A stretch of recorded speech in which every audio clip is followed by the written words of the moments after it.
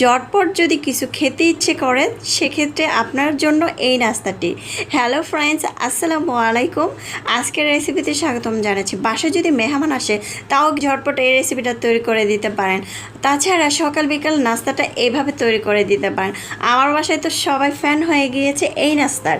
তো আর কথা নয়, রেসিপি শুরু করছি। প্রথমে এখানে কাঁচা মরিচ নিয়েছি, ধনে পাতা কুচি নিয়েছি, পেঁয়াজ কুচি নিয়েছি, তারপরে এখানে নিয়েছি সামান্য মরিচের গুঁড়া, হলুদের গুঁড়া হাফ চামচের থেকেও অল্প হবে। তারপরে এখানে চালের গুঁড়া নিয়েছি, জিরার গুঁড়া নিয়েছি, তারপরে হচ্ছে চালের গুঁড়া অথবা কর্নফ্লাওয়ার অথবা আটা বা ময়দা দিতে পারেন, তবে ক্রিস্পি হবে না।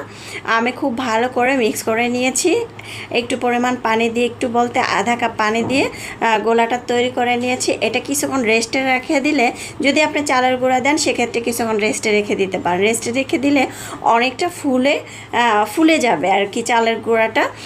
তারপর হচ্ছে মানে নরম তুলতুলে হবে। তারপরে আমি এখানে পাউরুটি নিয়েছি।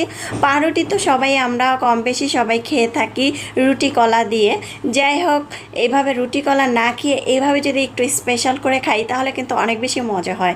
তারপরে আমি একটু নেড়ে চেড়ে দিচ্ছি। বাসায় যদি কোনো নুডলসের মশলা থাকে অ্যাড করতে পারেন, অথবা চাট মশলা থাকলে অ্যাড করতে পারেন, টেস্টি সল্ট থাকলে অ্যাড করতে পারেন, তাহলে খেতে আরও বেশি মজা হবে। এখন আমি ডুবিয়ে নিলাম, ডুবিয়ে তারপর হচ্ছে দিয়ে দিলাম হচ্ছে চুলায় একটি প্যান বসিয়ে।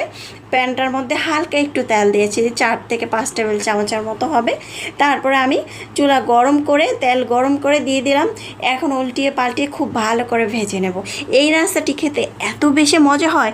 আর কাঁচামরিচ কুচিটা একদম ভালো করে কুচি কুচি করে দিবেন।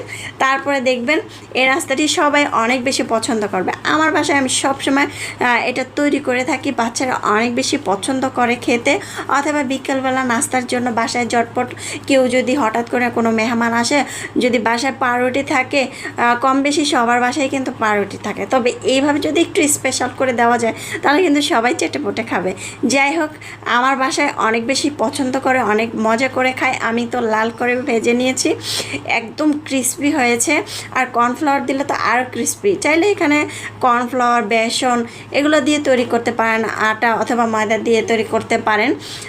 তারপরে উপর থেকে হালকা একটু বিট লবণ ছিটিয়ে দিয়ে তারপর কিন্তু এটা পরিবেশন করতে পারেন। খেতে অনেক বেশি মজা হয়েছিল। চাইলে ঝটপট এটা তৈরি করে নেবেন। আর রেসিপি কেমন হয়েছে অবশ্যই জানাবেন। রেসিপি ভালো লাগলে চ্যানেল সাবস্ক্রাইব করে লাইক দিয়ে পাশে থাকবেন।